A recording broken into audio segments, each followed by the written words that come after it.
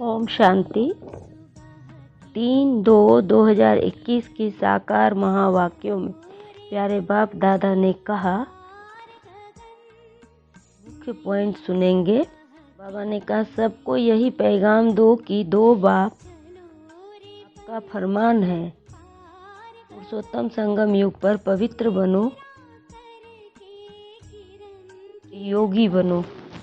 फिर बाबा ने कहा, रूहानी बच्चे जानते हैं, रूहानी बाप समझाते हैं कि प्रदर्शनी व मेले में शो दिखलाते हैं। यह चित्रों पर मनुष्यों को समझाते हैं कि बाप से अब बेहद का वर्षा लेना है। कौन सा वर्षा? रूहानी वर्षा। मनुष्य से देवता बनने का अथवा बेहद के बाप से आधा कल्प के लिए स्वर्ग का राज्य भाग कैसे लेना है, यह समझाने का है। बाप सौदागर रत्नागर तो है ही, जादूगर भी है। उनसे यह सौदा करना है। यह तो मनुष्य जानते हैं कि देवी देवताएं पवित्र रहते हैं। फिर बाबा ने कहा, खर्चे बिगड़ राजधानी स्थापन नहीं हो सकती। अभी लक्ष्मी नारायण की राजधानी स्थापन हो रही है। बच्चों को पवित्र जरूर बनना है। मनसा वाचा कर्मणा, कोई भी उल्टा सुल्टा काम नहीं करना है। देवताओं को कभी कोई खराब ख्यालात नहीं आता है। मुख से ऐसे कोई वचन नहीं निकलता है। वह है ही सर्वगुण संपन्न, संपूर्ण निर्विकारी, मर्यादा पुरुषोत्तम। जो होकर जाते हैं उन्हों की ही महिमा गाई जाती है। फिर बाबा ने कहा, बाप कहते हैं अब अज्ञान ने नींद से सोए पड़े हैं, 5 विकारों का नशा रहता है। अब बाप कहते हैं पवित्र बनो। मास्टर गॉड तो बनेंगे ना। लक्ष्मी नारायण को गॉड गॉडेज कहते हैं, अर्थात गॉड द्वारा यह वर्षा पाया है। अभी तो भारत पतित है। मनसा वाचा कर्मणा, कर्तव्य ही ऐसे उड़ चलते हैं। कोई भी बात पहले बुद्धि में आती है, फिर मुख से निकलती है। कर्मणा में आने से विकर्म बन जाता है। बाप कहते हैं वहाँ कोई विकर्म होता नहीं, विकर्म यहाँ होते हैं, क्योंकि रावण राज है। सतयुग में कोई विकर्म नहीं होता है। फिर बाबा ने कहा, बाप ही पवित्र बनाते हैं। इन्हों का मददगार परमपिता परमात्मा है। उनको यह पता ही नहीं है कि यहाँ भीति बहुत भारी है। पवित्र बनने से पवित्र दुनिया का मालिक बनना होता है। बाप कहते हैं इन माया रूपी 5 विकारों पर जीत पाने से तुम जगत जीत बनेंगे। हम क्यों नहीं पवित्र बनेंगे? फर्स्ट क्लास सौदा है। बाप कहते हैं काम महाशत्रु है, पर जीत पाने से तुम पवित्र बनेंगे। माया जीत जगत जीत है।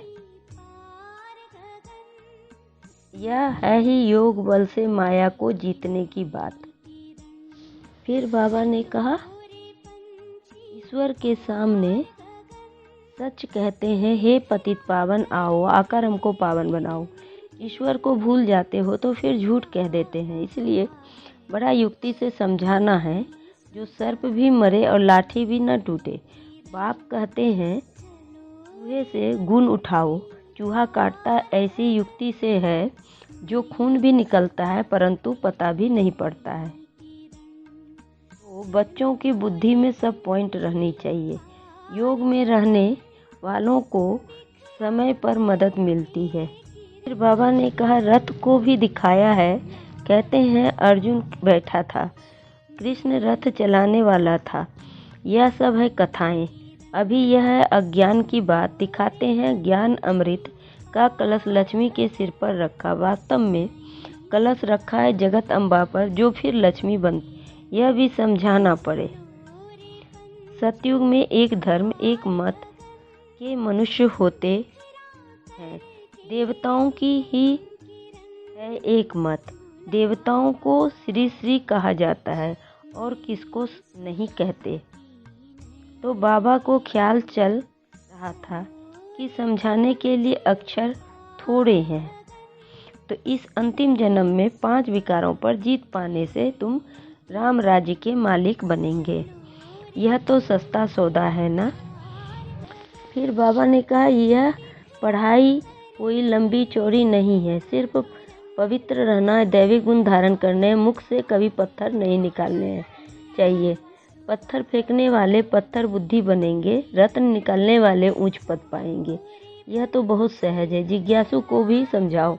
पतित पावन सर्व का मुक्ति जीवन मुक्ति दाता परमपिता परमात्मा शिव कहें, हे भारतवासी रूहानी बच्चों, रावण राज्य मृत्यु लोक के इस कलयुगी अंतिम जन्म में पवित्र रहने से तुम परमपिता परमात्मा शिव के साथ बुद्धि योग बल की यात्रा से सतों प्रधान आत्माएं बन सतो प्रधान सतयुगी विश्व पवित्रता सुख शांति संपत्ति संपन्न मर्यादा पुरुषोत्तम दैविक स्वराज्य फिर से पा सकते हो।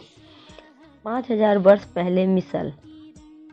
मुख्य सार सुनेंगे। बाबा ने कहा, मीठे बच्चे, सबको यही पैगाम दो कि दो बाप का फरमान है, इस पुरुषोत्तम संगम युग पर पवित्र बनो तो सतयुग का वर्षा मिल जाएगा। फिर प्रश्न में बाबा ने कहा, कौन सा रास्ता सौदा सबको बतलाओ। उत्तर में बाबा ने कहा, इस अंतिम जन्म में बाप के डायरेक्शन पर चल पवित्र बनो तो 21 जन्मों के लिए विश्व की बादशाही मिल जाएगी। यह बहुत सस्ता सौदा है, यही सौदा करना तुम बच्चों को सिखलाओ। बोलो, शिव बाबा को याद कर पवित्र बनो और पवित्र दुनिया का मालिक बनो। लास्ट में बाबा ने कहा, भुवनहार महाभारी विनाश के पहले बाप हमको वर्षा देते हैं, पढ़ाई पढ़ाते हैं, जितना पढ़ेंगे उतना उच्च पद पाएंगे, साथ तो ले ही जाएंगे। फिर हमको पुरानी शरीर का व इस दुनिया का ख्याल क्यों होना चाहिए। तुम्हारा टाइम है पुरानी दुनिया को छोड़ने का। ऐसी बातें बुद्धि में मंथन होती रहे तो भी बहुत अच्छा। आगे चल पुरुषार्थ करते समय आता जाएगा, फिर घुटका नहीं रहेगा। देखेंगे दुनिया भी आकर थोड़े टाइम पर है। बुद्धि योग लगाना चाहिए, सर्विस करने से मदद भी मिलेगी। जितना किसी को सुख का रास्ता बताएंगे उतना खुशी रहेगी। पुरुषार्थ भी चलता है, तकदीर दिखाई पड़ती है। बाप तो तदबीर सिखलाते हैं, कोई उस पर लग पड़ते हैं, कोई नहीं लगते हैं। तो तुम जानते हो करोड़पति पद्मपति सब ऐसे ही खत्म हो जाएंगे। अच्छा, मीठे मीठे सिखी लदे बच्चों प्रति माता पिता बाप दादा का याद प्यार और गुड मॉर्निंग। रूहानी बाप के रूहानी बच्चों को नमस्ते। हम रूहानी बच्चों के रूहानी बाप दादा को याद प्यार और गुड मॉर्निंग और नमस्ते। नमस्ते, सदा रहो हंसते, बन जाओ फरिश्ते, चलते रहो परम धाम के रास्ते। शुक्रिया बाबा, पद्मा पदम, शुक्रिया बाबा। धारणा के लिए मुख्य सार। पहली पॉइंट में बाबा ने कहा, ऊंच पद पाने के लिए मुख से सदैव रतन निकालने हैं, पत्थर नहीं। मनसा वाचा कर्मना, ऐसे कर्म करने हैं जो मर्यादा पुरुषोत्तम बनाने वाले हो। दूसरी पॉइंट में बाबा ने कहा, इस अंतिम जन्म में पवित्र बनने की प्रतिज्ञा करनी है, पवित्र बनने की ही युक्ति सबको सुनानी है। बाबा ने कहा, सदा कल्याणकारी भावना द्वारा गुणग्राही बनने वाले अचल अडोल भव। सदा कल्याणकारी भावना द्वारा गुणग्राही बनने वाले अचल अडोल भव। स्पष्टीकरण, अपनी स्थिति अचल अडोल बनाने के लिए सदा गुणग्राही बनो। अगर हर बात में गुणग्राही होंगे तो हलचल में नहीं आएंगे। गुणग्राही अर्थात कल्याण की भावना। अवगुण में गुण देखना, इसको कहते हैं गुणग्राही। इसलिए अवगुण वाले से ही भी गुण उठाओ। जैसे वह अवगुण में दृढ़ है, ऐसे आप गुण में दृढ़ रहो। गुण का ग्राहक बनो, गुण का ग्राहक बनो, अवगुण का नहीं। फिर स्लोगन में बाबा ने कहा, अपना सब कुछ बाप को अर्पण कर सदा हल्के रहने वाले ही फरिश्ते हैं। अपना सब कुछ बाप को अर्पण कर सदा हल्के रहने वाले ही फरिश्ते हैं। ओम शांति, ओम शांति।